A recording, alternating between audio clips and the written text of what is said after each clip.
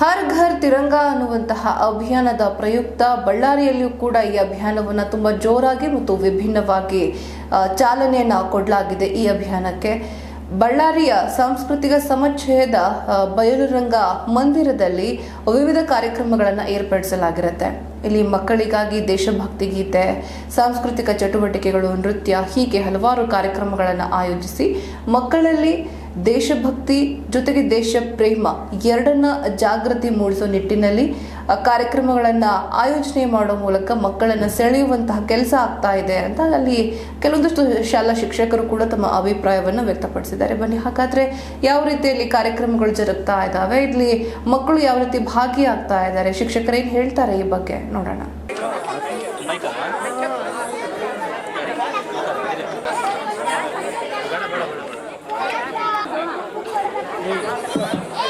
ಪ್ರಾರಂಭವಾಗ್ತಾ ಇದೆ.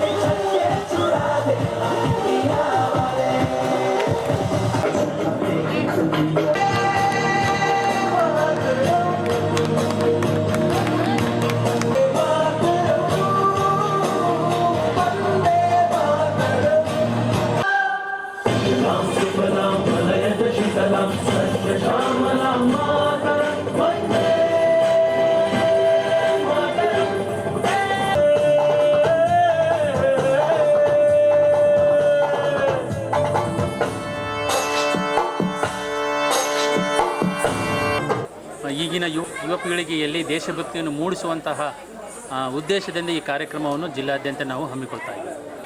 ಹರ್ ಘರ್ ತಿರಂಗ ಅಂಗವಾಗಿ ಎಲ್ಲರೂ ತಮ್ಮ ಮನೆ ಮೇಲ್ಗಡೆ ದೇಶಾಭಿಮಾನವನ್ನು ಸಾರುವ ಹಿನ್ನೆಲೆಯಲ್ಲಿ ರಾಷ್ಟ್ರಧ್ವಜವನ್ನು ಹಾರಿಸಿ ತಮ್ಮ ಅಭಿಮಾನವನ್ನು ಸಾಬೀತುಪಡಿಸ್ಬೇಕಂತೇಳಿ ಇರ್ತೇವೆ.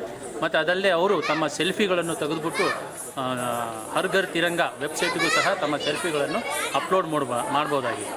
ಜಾಗೃತಿಯನ್ನು ಮೂಡಿಸುವಂತಹ, ದೇಶದ ಅಭಿಮಾನವನ್ನು ಮೂಡಿಸುವಂತಹ ಕಾರ್ಯಕ್ರಮವನ್ನು ಜಿಲ್ಲಾಡಳಿತದೊಂದಿಗೆ ಮತ್ತು ಕನ್ನಡ ಸಂಸ್ಕೃತಿ ಇಲಾಖೆಯಿಂದ ಹಮ್ಮಿಕೊಳ್ಳಲಾಗಿದೆ. ಅಲ್ಲಿ ದೇಶಭಕ್ತಿ ಮೂಡಿಸುವಂಥದ್ದು ಮತ್ತು ದೇಶದ ಒಂದು ಐಕ್ಯತೆಯ ಭಾವನೆ ಮೂಡಿಸುವಂಥದ್ದು ಒಳ್ಳೆಯ ಸಂಗತಿ. ಯಾವ ಭಾರತ ದೇಶಕ್ಕೆ ಈ ಒಂದು ಯುವ ಪೀಳಿಗೆ ಮತ್ತು ಸಣ್ಣ ಸಣ್ಣ ಕಲಾವಿದರ ಕೊಡುಗೆ ಅವರು ಮುಂದಿನ ಪ್ರಜೆಗಳಾಗಿ ಬೆಳೆಯುವುದಕ್ಕೆ ಒಳ್ಳೆಯ ಸಂತೋಷಕರವಾದ ಸಂಗತಿ ಅಂತ. ಸ್ವಾತಂತ್ರ್ಯೋತ್ಸವದ ಅಂಗವಾಗಿ ಇಂಥ ಹರ್ ಘರ್ ತಿರಂಗ ಕಾರ್ಯಕ್ರಮ ಮಕ್ಕಳಲ್ಲಿ ಒಳ್ಳೆಯ ದೇಶಭಕ್ತಿಯನ್ನು ಮೂಡಿಸುವಂಥ ಕಾರ್ಯಕ್ರಮ ಆಗಿದೆ ಅಂತೇಳಿ ನನ್ನ ಆಸೆ.